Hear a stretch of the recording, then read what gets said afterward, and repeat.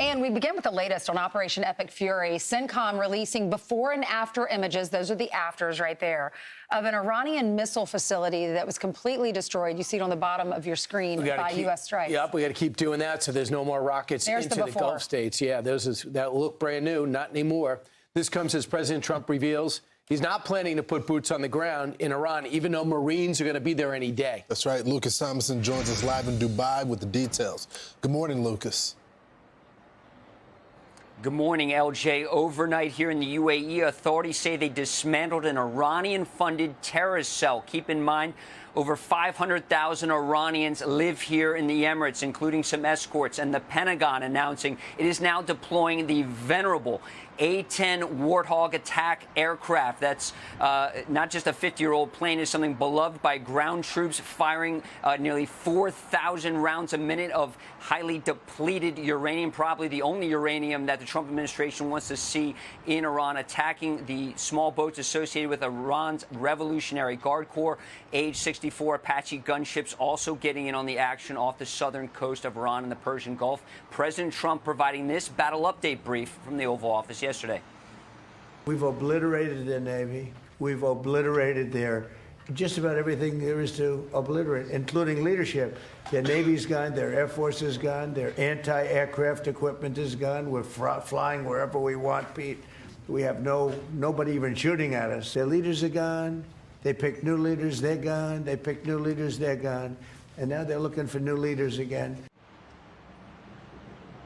Now, one more in the A-10, guys. The Air Force has been trying to scrap this aircraft for years, including in June, but Congress just said it must stay around. Now, despite more than 7,000 American airstrikes on Iran, a country more than twice the size of Texas, attacks on energy facilities continue throughout the Middle East. Early this morning, multiple Iranian drones hitting a Kuwaiti oil refinery, causing a partial shutdown. Drone attacks on Saudi Arabia continue, as well as here in the Emirates. Yesterday, Iran launching an attack on the largest gas field in the world off the coast of Qatar, causing $20 billion in damage, knocking 17% offline. Repairs expected to last up to 5 years. Iran claiming it retaliated for an Israeli strike on that same gas field it shares with Qatar, just to the north on the map. And CENTCOM also providing some new drone imagery showing an Iranian ballistic missile factory destroyed after U.S. jets bombed it. And Israeli Prime Minister Benjamin Netanyahu claims Iran has no ability to enrich uranium, and President Trump says there will be no American boots on the ground in Iran. Now, here in the Emirates, air defenses have been active today. Iran has fired more than 2,000 ballistic missiles and drones here at this country. That's more than twice the number that it's launched at Israel, guys. All right, so far today, Lucas, has there been any strikes in the UAE where you are? Yes, there's been a handful of ballistic missiles and about 20 drones fired this way. The Emiratis said they knocked it all out of the sky. Emiratis are also saying they'd like to re-up the American air defense, and they're buying a $5 billion THAAD battery to help with those intercepts going forward. That's industry standard. Thanks so much, Lucas. So the president's son is 44 years old. The president of Iran's son is 44 years old, and he's keeping a journal about what's happening. And essentially, he says it's being run right now by the country by the IRGC. That other guy, the Ayatollah's son, nowhere to be found. They say the one thing that's got all the leaders that are remaining are panicked and hiding because of the targeted killing. And he says unless the targeted killing can stop, Iran will lose the war.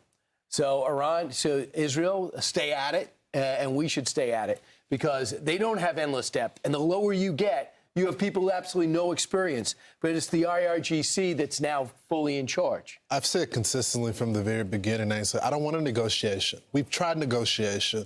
They have an ideology. It has to be completely destroyed, and then allow the people to select whatever leader is going to be. But it can't be anyone a part of this institution because they'll wait it out and they'll begin that ideology all over again. Well, remember the female soccer team arrived back home in Iran on Wednesday, and many of them were so intimidated they decided not to stay in Australia. They went back home. They were threatening their family members, taking some of their family members. Then on Thursday, Iran and the regime, they were hanging, public hangings in like the town square of these three young boys. One of them, 19-year-old famous wrestler. He's like the the best wrestler in Iran, and they hanged him yesterday. He's 19 years old because he participated in the protest. They're doing this to intimidate and to send a signal and a message because they know it's a matter of time. If they're all killed, then the citizens will come out of their houses and they will overrun the government, and that's not what they want. Want even more Fox News on YouTube? Become a Fox News Patriot today. Click join to find out how.